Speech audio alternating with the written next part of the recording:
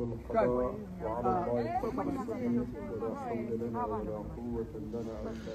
Rema Namakula ne Full Figure beeguddeko munnange ku mukolo esaidi eno nosooka nondabira anti Full Figure naye omutegeera munnange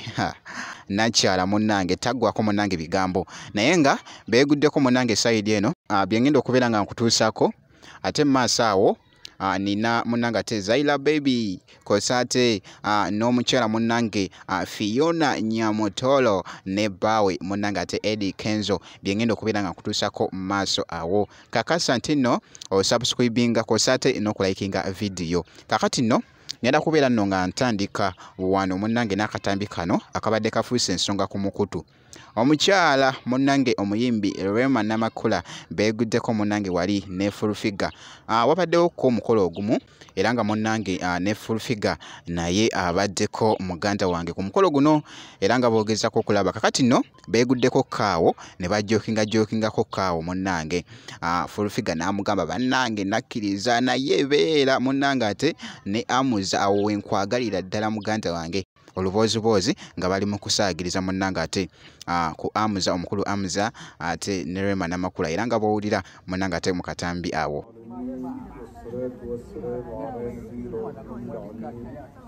صاحب الشفاعة في فصل القضاء وعلى الله التوفيق ولا حول لنا ولا قوة لنا إلا به العلي العظيم.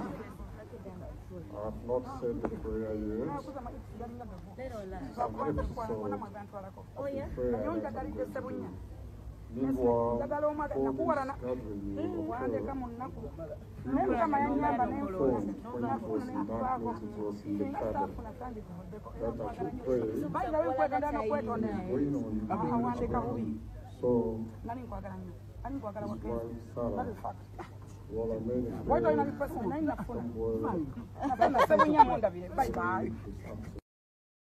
babadde ku mukolo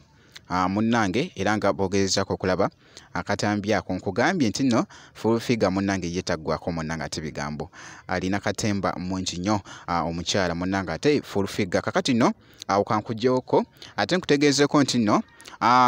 omukyala munnange Honorable Fiona Nyamutolo ne Eddie Kenzo munnange bekoze ebintu wali babaddeko ku Event M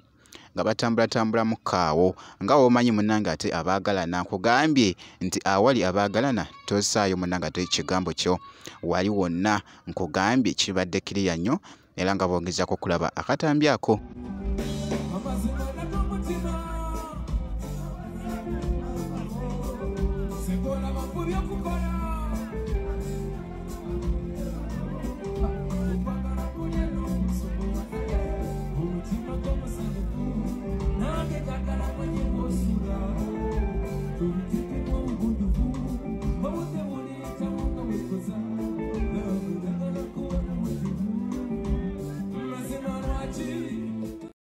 naye nga kyekyo nga woolabye munnange ate omuyimbi Eddie Kenzo ne mukyala we munnange ate Fiona Nyamutolo era nga akatambi ako kabadde kakutte akati ku mukutu ogwa TikTok kankugyewoko awo ate nkutegeezeko eruuyi eno nti Zaila Baby naye ssebo ayagala okuyingira endongo muganda wange abadde alina oluyimba lwabadde ali mu kutesitinga wano mwana muwala ono munnange ate Zaila Baby tukimanyi bulungi nti no Zaila Baby dansa mulungi nnyo oba ate omwatiikirivu ennyo ku mukutu ogwa TikTok mwana muwala ono era nga tulabyekokko abaddekokko companies ez'enjawulo zimuteekamu ssente n'akuba obulango kwegamba celebrity nnyo ate wali ku mukutu munnange ate ogwa TikTok kakati nno ku ebyo byonna kubeera ng'abeera mu vidiyo z'abayimbi n'ebirala bingi nnyo agasseekokko muganda wange n'ekyokuyimba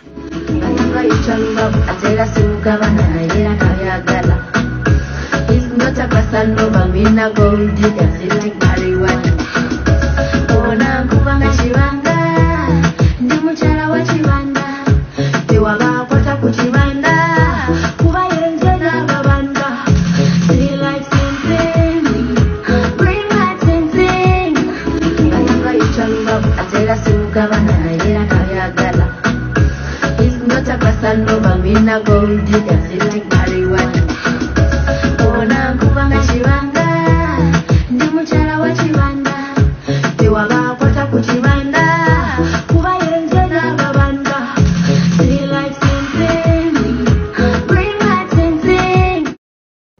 bwe kityo nno munnange ate bwe kitambudde era nga boolayo munnange ate mwana muwala munnange ate Zaila Baby era nga live eyo kugambye nti no yabadde kutta akati ku mukutu munnange ate ogwa TikTok bwe nti bwenkoze